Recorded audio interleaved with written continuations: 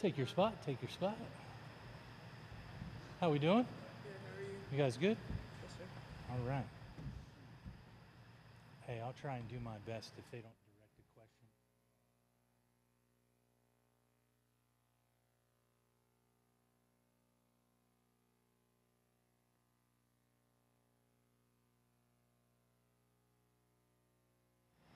Good.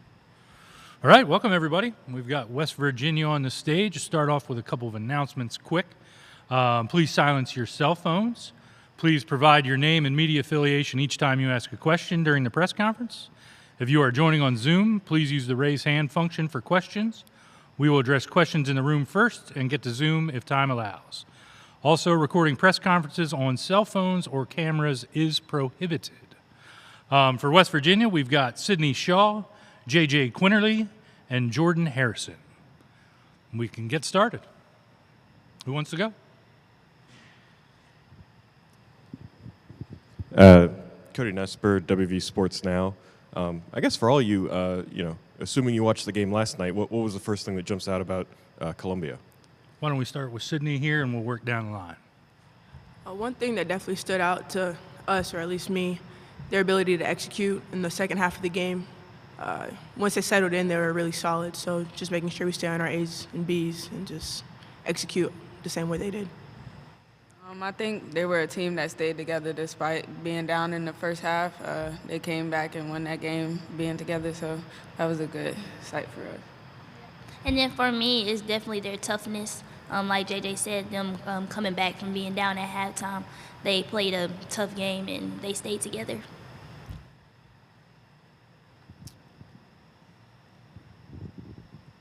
Jordan, you mentioned toughness. I mean, that's been a staple for you guys too, defensively. Kind of, how do you go about matching that, and what do you expect from them? Yeah, just going out there and doing what we've been doing all year, playing tough basketball, and like I said, they're playing tough too. So it's just a perfect matchup for us. So yeah, we'll just stick to doing what we do and keep playing there. And I'm Doug from the AP. Sorry, I forgot to introduce myself.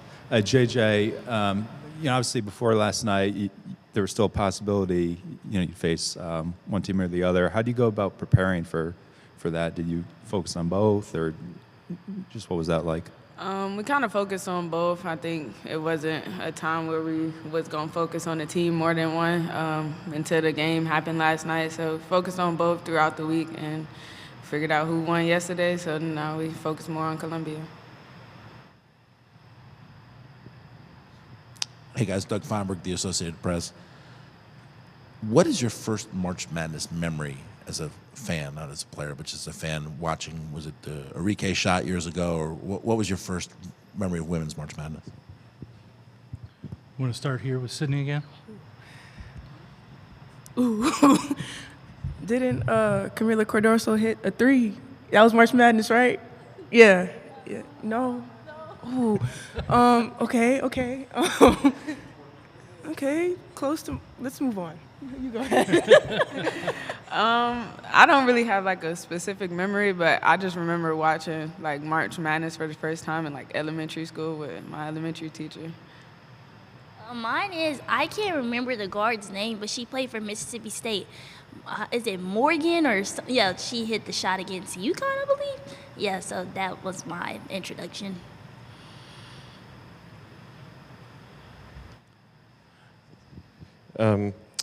JJ. Go ahead and say your name and affiliation again, just for the transcript. Yeah, Cody Nesper, WVU Sports Now.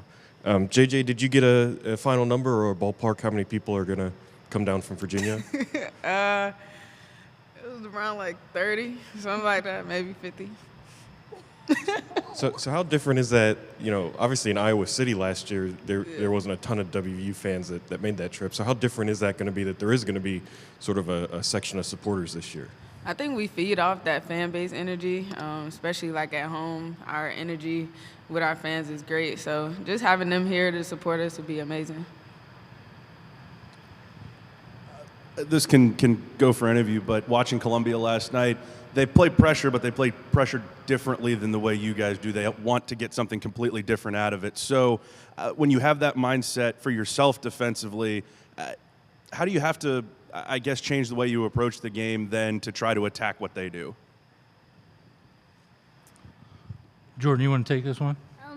Yeah, sure. I would say honestly, yeah, they play like a different pressure defense than we do. They kind of like their press kind of starts like at the free throw line, where ours is like wherever you go, we go. We go. But I think honestly, like attacking their pressure, we just gotta try to pass it through, get it to the middle, and then I feel like for them, honestly, I would say we just got to make sure that we just deny the ball, especially from out of number 10's hand. We're trying to get somebody else to handle the ball a little bit more to make it a little bit harder for them. Yes, I would definitely say just stay true to what we do. And our pressure, I think, has been good for us all year. So just stay with that. And then against their pressure, I think our quickness, a lot of guards that can handle the ball. We got Kyle who can also bring the ball up the court. So got a lot of people who can handle it, bring the ball up, passing through it. Same as Jordan said. So yeah. Yeah, I would say it's to be expected that they pressure differently because two different conferences, but just staying true to who we are and what we do will get us through the game. Anybody else in the room? Yeah, go ahead. Mind your name and affiliation, please. Sure, I was gonna apologize for that That's just all now. right. Daniel Woods with WVU Metro News. JJ, I know you've kind of downplayed your individual accomplishments, but you look at your scoring average, you look at the numbers for your career. You're averaging around 21 for the season. You're 19 away from that 2,000 point mark. Just to look across the board and look over the last 4 years, what's the feeling like coming into this weekend? Just knowing how far the program's come since you've been a part of it. Honestly, I'm just ready to enjoy the moment. It's my last dance, so ready to show people what I can do.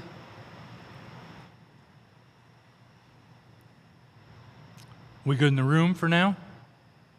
Take it to Zoom here and see if anyone on the Zoom have a question they'd like to ask.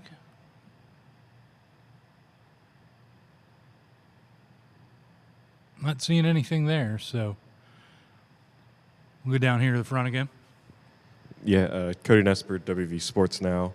I guess for Jordan and JJ, what do you take out of last year's tournament? And obviously that environment was crazy, but what do you take out of that you've learned that, you know, either will make you better this year or just maybe more prepared for this? I would definitely say the crowd for sure. Getting that experience playing in front of that many people, I think will help us this year in the tournament. I would think just us staying together, trying to control what we can control and not worried about outside things like the refs.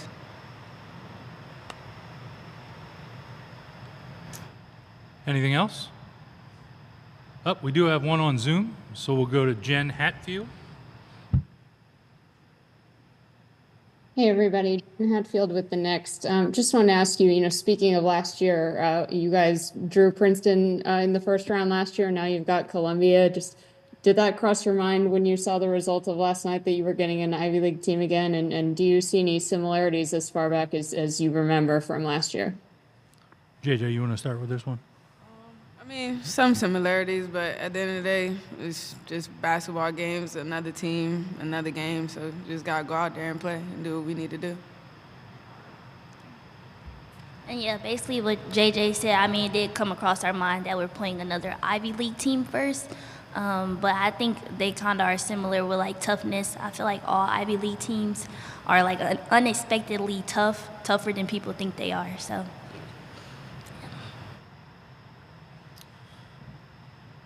Anything else for these young ladies? Cody Nesper, WV Sports Now. It's going to be 2 weeks since you guys have played. So what do you do in that time to make sure there's no rust? And then how important is the first few minutes tomorrow? Just because obviously they just played, so you think they're going to be kind of ready to go. Sydney, you want to dive in? Yeah. I think we've done a pretty good job making sure we get up and down and get game reps just to make sure that we stay in rhythm and we don't come out here and look like it's been 2 weeks since we played. So the first couple of minutes is to be expected that we're going to have to settle down a little bit, but the quicker we settle in, I think, yeah. We'll go down to left here. Yeah, Daniel Woods, WV Metro News. As far as the atmosphere goes, you guys are used to playing in the Coliseum. It's been a great home court advantage this year. You just got done playing in Kansas City. Carmichael Arena is not as big as the Coliseum or where you would have played in the Big 12 tournament, and the fans are right on top of you. So mindset-wise, how do you guys prepare? I know Iowa City was crazy last year. There's not a lot that's going to match that. But how do you prepare to know you're going to have your fans, right on top of you, but the Columbia fans are going to be down there as well? Just got to stay locked in with each other. Whoever's on the court, that's who we playing for. So all the outside noise really don't matter. Yeah, exactly what she said. Anything else from the folks on Zoom? Anything for the folks in the room? All right. Thank you, ladies. Appreciate it. Good luck.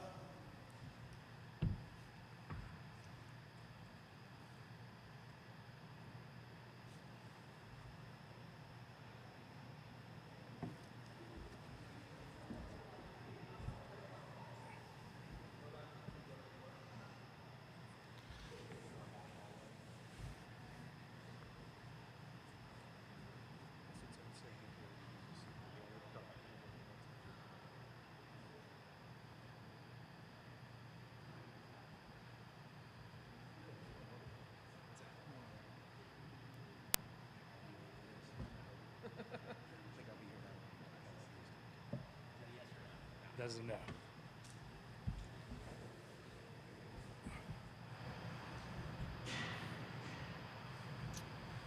All righty, gang. We're back with head coach Mark Kellogg. All the same things as before. So go ahead, raise your hand, grab the mic, identify yourself, and we'll get started. I'm Mark, Doug Bonjour with the AP.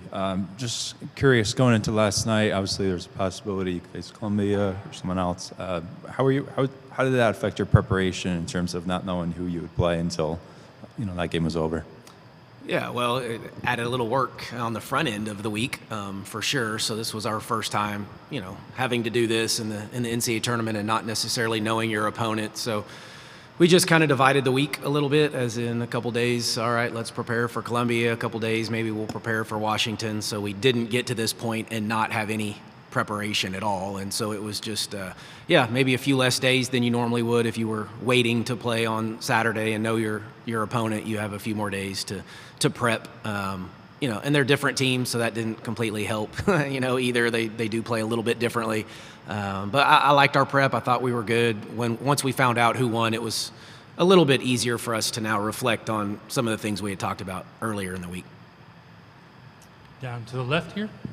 Daniel Woods with WVU Metro News. Just on paper, what stands out, not on paper because you saw him last night, but what stands out about Columbia that you feel like you really have to hammer home today? Yeah, and I think it showed through on film, too. It always helps to see teams play live, and you just get to see them in real time.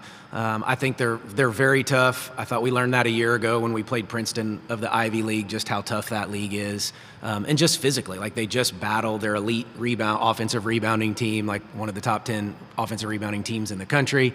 They can play at pace. They like to pressure a little bit and turn teams over.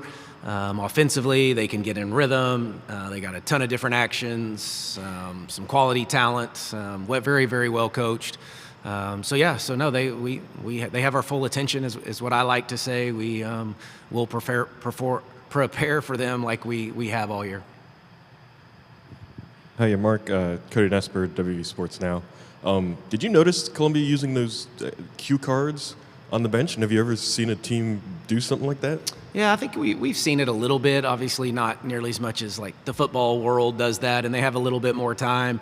I don't know if Columbia's done that all year, but we noticed in their last few games for sure that they were doing that. So, we took notice of it. I don't know that we know what all of it means or even want to spend our time trying to figure it all out. But it's certainly a way to communicate for them that they found a little niche with. Cody Nesper, WVU Sports Now. What the experience last year in Iowa City, what do you expect, and I guess what do you kind of hope that the girls that played there have taken and learned from that they can apply, tomorrow? Yeah, I mean, obviously, experience every time you go through it, you get a little bit better. You understand what to expect. And whether that's game, it's what leads up to the game. It's these press conferences. It's all of it. But playing in the Big 12, I think, also gives you lots of opportunities to play in front of, whether it's fans, great venues, big games. Big 12 tournament has that similar feel. Some of the rules and how you prepare, and can't touch the balls, and you get your limited practice times, and all of that prepares us for these opportunities. You just want to be playing well. You want to be healthy. I always say mentally and physically fresh, and if you can do that on March, whatever we're at these days, then I think you're in a pretty good spot. And we'll just draw on those experiences and stay the course. And these games seem to take forever, and you hang on to every single possession, which is what you should do. And so we'll just kind of condense it and play some small 4 or 5 minute games. And if you win more of those, then you typically get the outcome that you want. Go down to the right here. Hey, Coach, Doug Feinberg, the Associated Press. You've coached at a few different levels in women's basketball. How big is it now for the sport to have units attached to the tournament that the men have to have financial incentives to winning games and playing in this tournament now? Yeah, long time coming, I think, is what we would like to say, and a reward for, I think the female athletes were working as hard, the viewership, the excitement, the commitment level is at an all-time high, and we want to continue to play off of that. I think it's a reward for our players, our programs. We're getting a lot of eyes and attention on our sport right now. And so I think it's just a reward for, not the current kids, but for all those that have played for many, many years. And I did it at a lot of levels, and not that all the other lower levels are getting it, but maybe it filters down in some capacity, but certainly a reward for the kids in the NCAA tournament that are doing right by their school and university. Down here to the left, Coach. Daniel Woods, WV Metro News. Asked the players about it. What's it like preparing for a team in Columbia that is going to pressure you, knowing that you like to do the same thing? And it seems that sometimes their pressure doesn't necessarily try to accomplish the same things that yours does. But we saw you guys against Niagara take care of a team that really tries to pressure people and turn them over earlier in the year. So what's that process like in terms of trying to get ready for a team that is going to pose some of the same challenges to you that you are going to them? Yeah, I think you're just at this point, you're drawing off previous game plans of teams that have played a similar way, and not that we have a lot of those in our league that play like Columbia does. But we have some, and so those are game plans that you just go back in and you draw off of that game plan and, remind them some familiarity, even from personnel, like we like to compare them to kids maybe from our conference that we're familiar with, so we can say, oh, this number 24 at Columbia plays like so-and-so, in our league, and then that's just because we're not quite as familiar, and then that resonates. So it's just going back to game plans that work. Yes, we do it a little bit differently in what we do with our press or pressure, but we'll be prepared. We've seen things like this, but you just never know if it's going to be the same or not until you get out there and play. Cody Nesper, WVU Sports Now. Mark, you're kind of in a unique circumstance. There's a few teams where you haven't played for a couple weeks and you're facing a team that played last night. So just how important is the first few minutes to where, if you guys have any rust, you imagine Columbia is going to be, ready to go? Yeah, that's the part that's probably not ideal about the early conference tournament is the last time we had 2 weeks between games was before the season started. So this has been a long time since we've had this big of a break. We did do it, I don't know if it was 2 weeks, but it was fairly close last year. But yes, you're right. The first few minutes, first quarter is really important. If we fast forward to the conference tournament, it was the same way. Kansas State played the night before. We did not. That was not a very good first quarter for us. Maybe the worst quarter we had played all year. So we do need to settle in really, really quickly. So again, hopefully we just had that experience, although it was a couple weeks ago. We've tried to keep the rhythm and flow through these 2 weeks, give them some time off, stay fresh, but at the same time, you got to be ready to play at the speed in which we're going to have to play at to have success tomorrow.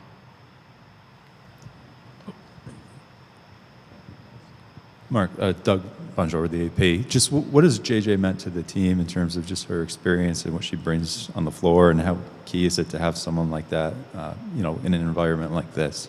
Yeah, no, it's huge. The kid's played in some big-time games. She's a very even-keel, level-headed kid. I've called her the unassuming superstar since I've been here. But yeah, it's just a kid that she's a ball hawk on defense. She's an elite two-way player, we think. Defensive player of the year, obviously, in our league 2 times in a row now. And then, she's pretty dynamic in the open floor and the half court. She can get you points. She's been on a pretty good, I've used the term heater here lately, but she's just kind of really found her rhythm and her way here as this year has gone on and settled in. And, the kid, she's just wanted to leave a legacy. She's played through 3 coaching changes, stayed here through 3 coaching changes, which is very rare these days. So very, very loyal kid, great teammate, easy to play with, easy to cheer for. As a coach, she's everything you would want a kid to be in so many ways. And I just think she's a calming influence for her teammates. Just if we're not going very well, it's kind of get the ball to JJ and get out of the way, so to speak, at times, and just let her be as dynamic as she can be. Coach Doug Farmer, the AP, to piggyback on the previous question, did you guys do more live scrimmaging the last 2 weeks to keep them fresh? Did you adjust maybe more than you might have done during the regular season when you have games every 3 or 4 days? Yeah, we did a little bit of everything. We took time off. We played some, short games. It wasn't like at length, but we wanted their lungs to go a little bit. And but it's late in the year, and some kids have played a lot of minutes, and so we run through with quite a few groups, put different lineups out there so they can just kind of play with more lineups that they might play with for a few minutes. Use our male practice team to do it, just to get us at the right speed. And, you shorten practices, you don't go as long, but you try to keep intensity up as much as you can. And then there's always the thought of somebody getting hurt or injured in the back of your mind, so you want to be a little careful there too. And so it's a balancing act for sure, but I would say we've did a little bit of get up and down and get their lungs going to pull back and really focus on us. We've spent a lot of time on us, which is a little weird late in the year, getting kids excited to practice and just worry about us is not always the easiest part late March. Daniel Woods, WV Metro News. With as good an offensive rebounding team as Columbia is and as physically as they want to play inside, with the way you've kind of rotated your front court throughout the year, finding the right matchups, how important is that to get the right mix of players inside on the floor when you play against a team like that? Yeah, there'll be some fun matchups in this one for sure. They can kind of go smaller, where we're maybe a little bit bigger. So do they match us? Do we match them? What's the, that coaching back and forth? And, that's what's fun. That's what makes the preparation as a coach. You're trying to prepare your group. You're trying to think through every game plan that you can ahead of time, but then half the time you got to throw them out once the ball's tipped anyway, and you got to adjust, on the fly. It looked like Columbia made some really good adjustments at halftime in that game yesterday, and they kind of tweaked probably the game plan they had going in, and that seemed to work in their favor. So I think you try to prepare as much as you can as a coach, but then know that you may have to make some adjustments. But no, they're certainly a lead on the rebounding side of it, especially on the offensive end. They're very physical, tough. So we're fully prepared and expect it to be a dogfight and a battle. We good in the room? We do have one question on Zoom, Coach. Jen, I'm going to unmute you. You can go ahead. Hi, Coach. Jen Hatfield with the Next. You kind of alluded to this a little bit earlier, but curious, just what's your reaction to this being the second straight year you're getting an Ivy League team in the NCAA tournament? And, obviously different programs, different coaches, but does having that experience against Princeton last year prepare you in any way for this game or help you kind of approach that matchup? Yeah, a little bit, but not a ton. Like you said, 2 completely different teams. They play a little bit differently. I think you have a ton of respect for the Ivy League. Princeton battled us. We were down at half going into that game, and I think we had a pretty good third quarter to kind of separate a little bit, and then we got to watch them play another Power 4 team last night and ultimately win that one. So really, no, like I said, they have our ultimate respect, our ultimate attention. We're excited to play. We understand everybody's good at this point. They've had a phenomenal year. They have a great culture. They have a championship culture. That group stays together. They've got a really good thing going at Columbia, and we, like I said, we're very well aware of it, and it will take our best effort to advance. We'll go back down here to the front, Coach. Daniel Woods, WV Metro News. Over the last couple of weeks, between starting with the Big 12 tournament and the high school tournaments in West Virginia, there's been a lot of tournament basketball for the Kellogg family. Have you guys had a chance to breathe yet? Yeah, no, and it's still going. We played in the conference tournament. My daughter played in West Virginia State Tournament, got beaten in the championship game, state championship game a year ago. My son will play tonight in the state semifinal, and then if they were to advance, they would play tomorrow night for the state title. So we are full force. It hit us last year, and growing up, I thought I was prepared as a coach for these moments when your kids are having their opportunity to, and it's hard. The dad strings, it pulls on you pretty hard when you're not there for your kids. Duty calls for now, and so we'll see what we can do and hope for the best for the boys team. And daughter fell one game short, but had a great season in her sophomore year. So yeah, really proud of them, happy for them. They're chasing their dreams, and I guess Dad's still a little bit older, but chasing his. Anything else for the folks in the room? All righty, Coach. Okay, thanks everybody. Appreciate it. Good luck. Thank you. As a reminder, Hammond Communications will post a recording of this press conference in the NCAA Digital Media Hub at ncaa.veritone.com. Transcripts are provided by ASAP and will be posted shortly. Thank you for joining us.